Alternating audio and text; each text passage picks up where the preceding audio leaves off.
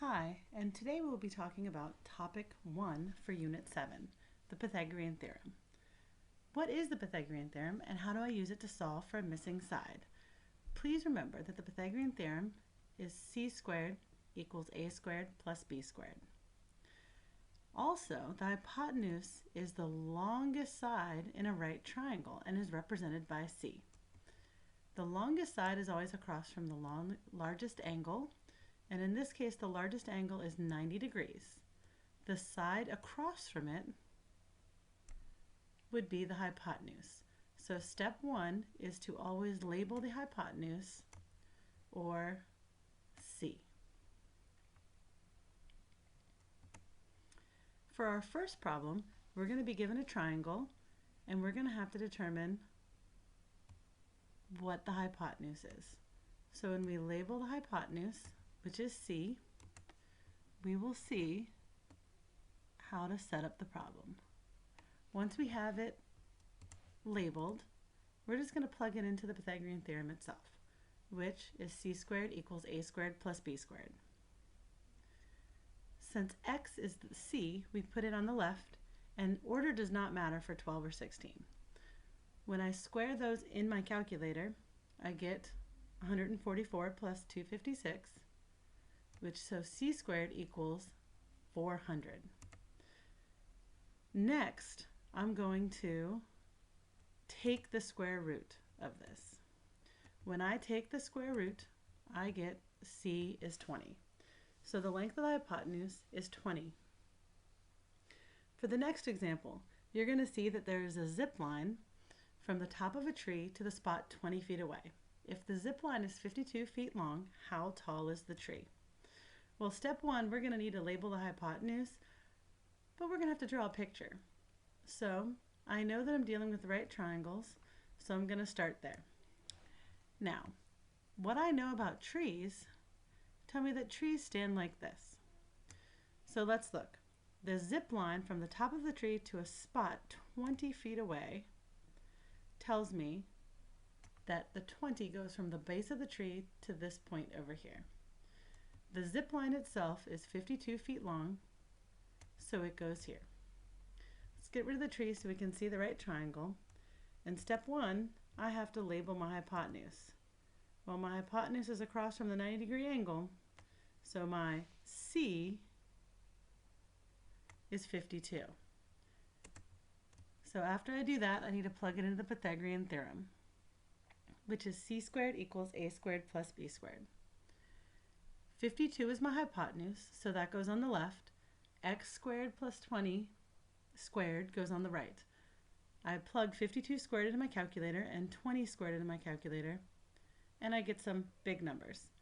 Well, to solve this equation, I need to subtract 400 on both sides, and I'm left with x squared equals 2,304. Now, I need to get rid of my lovely square root here. So I'm going to take the square root of both sides, and I'm going to be left with x equals 48.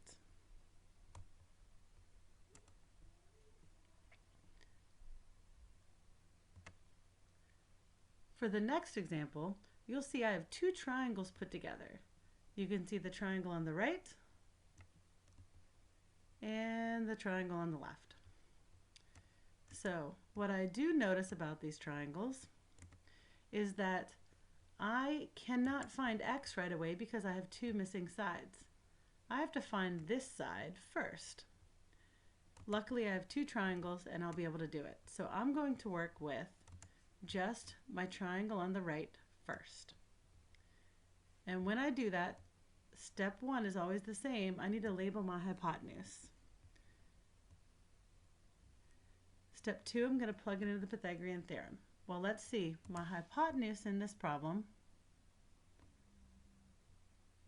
would be 25 because it's across from the right angle.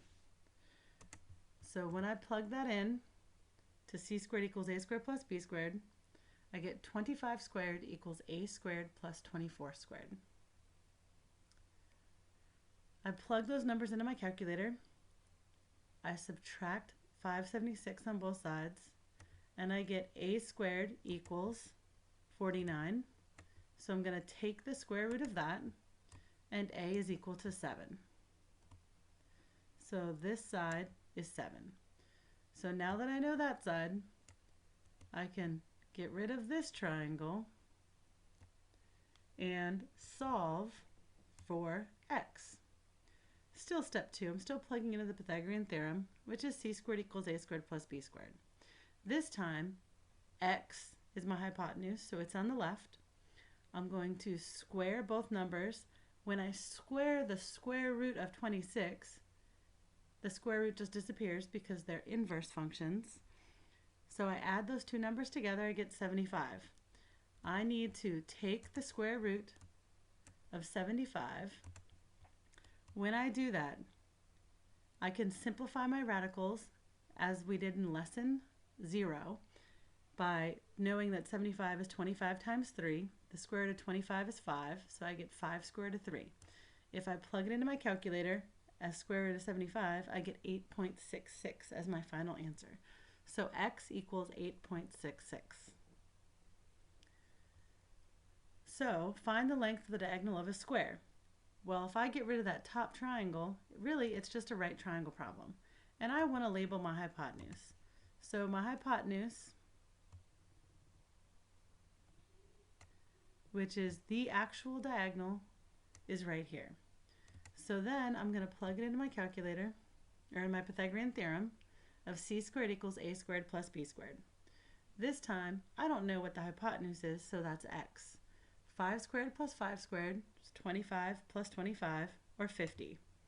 Now I need to take the square root, and when I take the square root, once again I can simplify radicals like in lesson 0 and get 5 square root of 2, or plug it into my calculator and get 7.07. Now you try some problems that practice using the Pythagorean theorem.